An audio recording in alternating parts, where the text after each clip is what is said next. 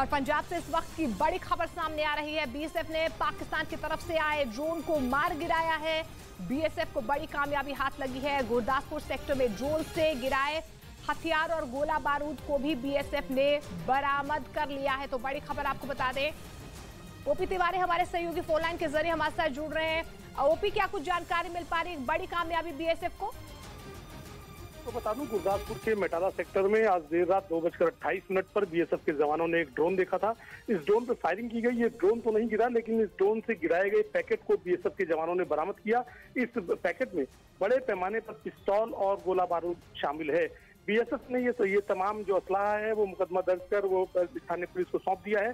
स्थानीय पुलिस सूत्रों का कहना है कि इस मामले में संभवतः किसी टारगेट किलिंग के लिए या किसी पर हमला करने के उद्देश्य से ये हथियार पाकिस्तान के ड्रोन के रास्ते गुरदासपुर सेक्टर में भेजे गए थे। फिलहाल इस मामले में आगे की जांच जारी है। जी शुक्रिया ओपी तिवारी फिलहाल इस तमाम जानकारी के लिए। तो पंजाब के गुरदासपुर से बड़ी खबर, जहां पर ड्रोन से गिराए गए हथियार बीएसएफ ने बरामद कर लिए।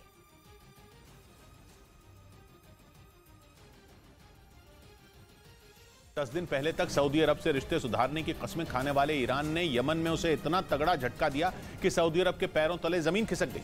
अभी 10 मार्च को ही ईरान ने सऊदी अरब से अपने टूटे रिश्ते बहाल करने पर हामी भरी थी, लेकिन एक दिन पहले ईरान के समर्थन वाले हूथी विद्रोहियों ने यमन में हमला कर दिया और यमन के कम से कम 10 सैनिक मारे गए, जिसका मतलब यह निकाला जा रहा है कि ईरान ने सऊदी अरब को दोस्ती की मीठी मीठी बातों में फंसाकर उसकी पीठ में छुरा घोंप दिया। बल्कि इस बार तो हूथी विद्रोहियों ने रमजान का महीना शुरू होते ही यमन की फौज पर हमला बोल दिया, जबकि पिछले साल अप्रैल में रमजान के महीने में ही यमन में युद्ध विराम लागू किया गया था। अक्टूबर तक वो सीज फायर कायम रहा और उसके खत्म होने के बाद भी बीते 6 महीने से यमन में हिंसा काफी कम हो गई थी, लेकिन हूथी विद्रोहियों को शांति रास नहीं आई।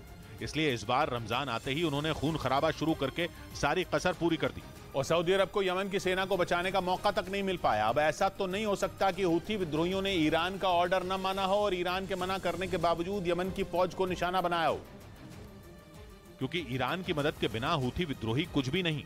यही वजह है कि माना जा रहा है कि ईरान ने हूथी विद्रोहियों से यमन में हमला करवाकर सऊदी अरब को धोखा दे दिया। यमन में वहां की सरकार और हूथी विद्रोहियों के बीच जो जंग छिड़ी है उसमें एक तरफ सऊदी अरब है तो दूसरी तरफ ईरान खड़ा है। सऊदी अरब यमन का पड़ोसी है और दोनों सुन्नी मुसलमान देश हैं। इसलिए 2015 में सऊदी अरब यमन की सरकार की तरफ से ही हूथी विद्रोहियों से लड़ रहा है। वहीं ईरान शिया मुस्लिम है और यमन के हूथी विद्रोही भी। यही वजह है कि ईरान हूथी विद्रोहियों के पीछे खड़ा है। वो उन्हें हथियार भी सप्लाई करता है और ईरान से मिले उन्हीं हथियारों से हूथी विद्रोही सऊदी अरब और यमन की सरकार से लड़ते हैं। लेकिन ईरान और सऊदी अरब जैसे दुश्मनों में बात बनने के बाद पूरी दुनिया को उम्मीद थी कि यमन की जंग थम जाएगी, लेकिन हुआ उसका एकदम उलट।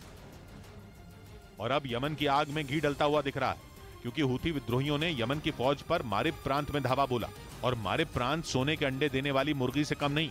मारिब प्रांत यमन की राजधानी सना से करीब 200 किलोमीटर पूर्व में है और सना पर 9 साल से हूथी विद्रोहियों का कब्जा है। बल्कि उत्तरी यमन में हूथी विद्रोहियों का सिक्का चलता है, लेकिन उत्तरी यमन में ही मौजूद मारिब इकलौता वो इलाका है जहां यमन की सरकार का आखिरी गढ़ बचा है। ऊपर से मारिब में तेल के कुओं का भंडार भी है, इसीलिए हूथी विद्रोही लंबे वक्त से मारिब पर अपनी नजरें गड़ाए बैठे हैं। खतरा यह है कि अगर तेल के वो कुएं हूथी विद्रोहियों के हाथ लग गए तो फिर यमन को उनके चंगुल से निकाल पाना नामुमकिन